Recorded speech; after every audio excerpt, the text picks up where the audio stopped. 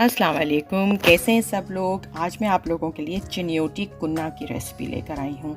बहुत मज़े का, बहुत अच्छा बनता है, आसानी से बनता है। बिस्मिल्लाहिर्रहमानिर्रहीम। चलें शुरू करते हैं। इसके लिए मैंने एक मिट्टी की हांडी ली है और उसमें 1 कप घी डाला है। इसमें घी डलता है, ऑयल यूज़ नहीं करते हैं। और मिट्टी की हांडी में बहुत सौंदापन आता है और बहुत अच्छा बनता है। 1 प्याज ली है मैंने, दरमियानी से थोड़ी बड़ी प्याज थी, उसको स्लाइस कर लिया बारीक बारीक और उसको फ्राई किया। अब मैंने जो है वो साबुत गरम मसाला लिया है, जिसमें बड़ी इलायची, छोटी इलायची, लौंग, काली मिर्च और तेज़ पत्ता है। और अब मैंने इसमें 2 चमचे अदरक लहसुन डाल दिया है और उसको भूना थोड़ा सा। फिर मैंने बीफ या मटन, मैंने इसको बीफ में बनाया है, आप इसको मटन में, यूजुअली ये मटन में बनता है, लेकिन ये है कि मैंने इसको बीफ में बनाया है, बहुत अच्छा बना।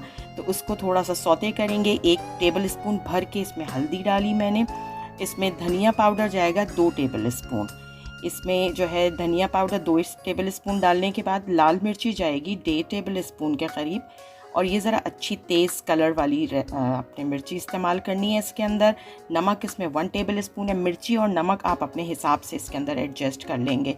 ज़ीरा पाउडर 1 टेबल स्पून भर के, ये रोस्टेड और पिसा हुआ ज़ीरा पाउडर है। अब इसको बहुत अच्छी तरह भूनेंगे। जहाँ हमें ज़रूरत पड़ेगी हम थोड़ा थोड़ा पानी इसके अंदर ऐड करते रहेंगे। रेसिपी आप लोगों ने पूरी देखनी है, बीच में से नहीं छोड़ना है। और इसको हम भूनेंगे और फिर उसके बाद जो है देखें इसका कलर भी चेंज होगा और बहुत अच्छा सा प्यारा सा कलर नज़र आ रहा है इसके अंदर। इसके कुछ इंग्रेडिएंट्स हैं जो कि लास्ट में डलते हैं और वो सबसे ज़्यादा इम्पॉर्टेंट होते हैं, तो आपने वीडियो पूरी देखनी है। इसको मैं बहुत अच्छी तरह भून रही हूँ। देखें प्याज अब हमें नज़र नहीं आ रही है बिल्कुल, क्योंकि प्याज हमने इसके अंदर बारीक कटी हुई डाली थी। जितनी बारीक प्याज होगी उतना जो है वो जल्दी ये भुन जाएगा। गोश्त भी अच्छी तरीके से भुन गया है।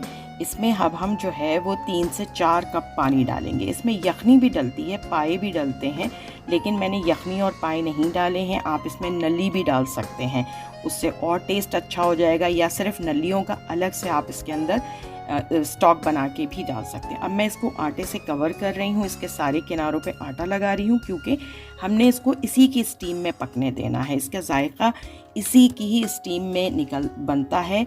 और अब मैं इसके ऊपर ढक्कन लगाऊंगी और इसको घंटे से 1.5 घंटे तक इसको हम पकाएंगे, बिकॉज़ ये बीफ है और बड़े साइज़ के चंक्स हैं, गोश्त के जो हैं बड़े साइज़ के पीसेस हैं।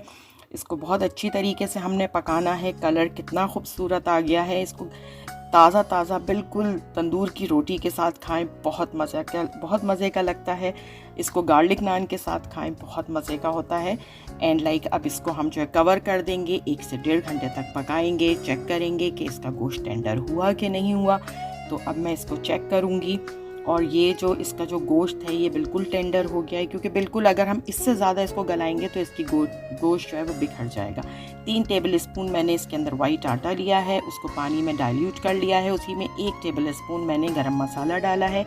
मेरे गरम मसाले में जायफल, जावित्री, इलायची ये सब चीज़ें मौजूद होती हैं, तो इस वजह से मैं अलग से जायफल जावित्री नहीं डाल रही हूँ। मैंने इसमें गरम मसाला ऐड किया है और इसको मिक्स किया है। इसकी कंसिस्टेंसी बहुत थिक नहीं होती है। काले ज़ीरे का सारा कमाल होता है इसके अंदर। काला ज़ीरा आपने लास्ट में डालना है। मैं हाथ से क्रश करके डाल रही हूँ, आप साबित भी डाल सकते हैं।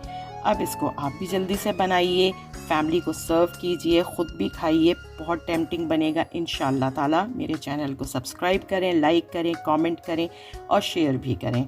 और आप क्या सीखना चाहते हैं मुझसे ज़रूर शेयर कीजिएगा, मुझे अच्छा लगेगा। अपना बहुत सारा ख्याल रखिएगा। Stay connected, stay positive. अल्लाह हाफिज़।